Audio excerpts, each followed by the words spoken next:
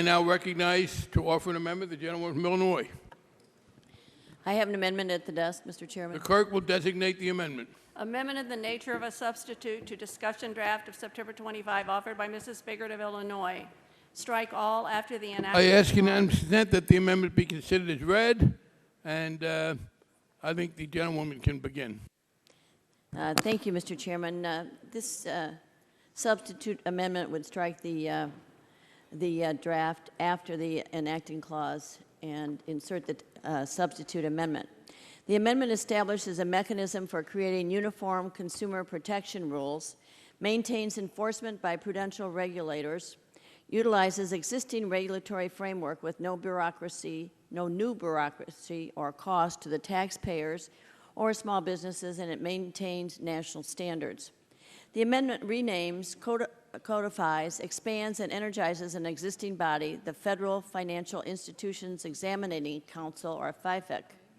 The Council is now to be called the Financial Institutions Consumer Protection and Examination Council, and is given explicit authority to adopt uniform consumer protection rules and examination practices subject to the Administrative Procedures Act that would be adopted jointly with and enforced by the prudential regulators.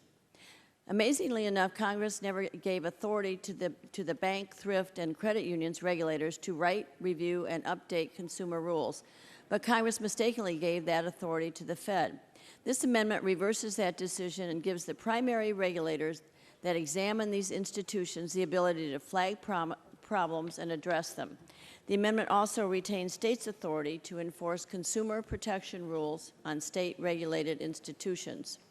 For the purposes of adopting uniform consumer protection rules, the Council will include the current members of the FIFEC, as well as a representative from HUD, the SEC, the CFTC, and the FTC, and the professional staff from the respective agencies will support work of the consumer protection work of the Council. The substitute establishes in the Council a consumer complaint hotline for the timely referral and remedy of consumer complaints. It amends the mission statements of each regulatory agency to include consumer protection, and within each regulatory agency, it establishes a consumer protection division. Finally, the substitute codifies the Supreme Court's decision in Comio versus the Clearinghouse Association, which allows states' attorneys general to compel national banks to comply with state consumer protection laws. What's the answer to the financial meltdown? How do we prevent it from happening again? What's not the answer is to create another federal agency, allegedly to protect consumers. We already have the OCC, the OTS, the NCUA, the FDIC, and the Fed. The underlying bill would pile 50 state regulators on top of that. Why not address the real problem with these agencies instead of creating another one? Are we creating another agency or a problem? Are we creating a guarantee for consumers that they will certainly never be or less likely to be caught up in a bad financial situation or a product that they really shouldn't have signed the dotted line for? No, there is no guarantee.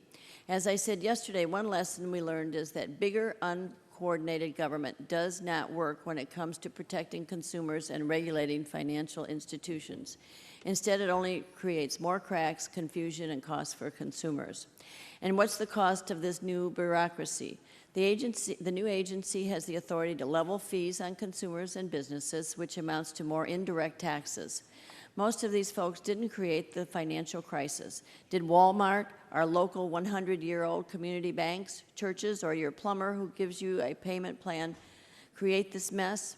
No, but all could find themselves regulated and taxed by this new agency. I don't think this catch-all approach that could encompass hundreds of thousands of individuals and businesses that had nothing to do with subprime mortgages or last fall's crisis should be punished with a new federal agency with unprecedented powers. Another victim of this new bureaucracy is consumer choice. The agency can tell businesses what services and products they can offer certain consumers, and it can make financial decisions for American families. Why does this happen when the majority of Americans who act responsibly with their finances, what the right with the right information, proper transparency, and full disclosure, families can and do make their own financial decisions. They don't need Big Brother to do it for them. Instead, Congress and this administration need to go back to the drawing board, make tough choices, and empower consumers with stronger, smarter financial regulation.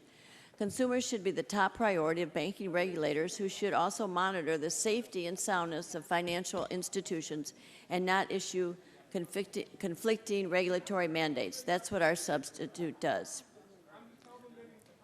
If I might have 10 more seconds. The gentleman has an additional 1 minute. Thank you. We do not need a Band-Aid consumer financial agency that's a facade for reform.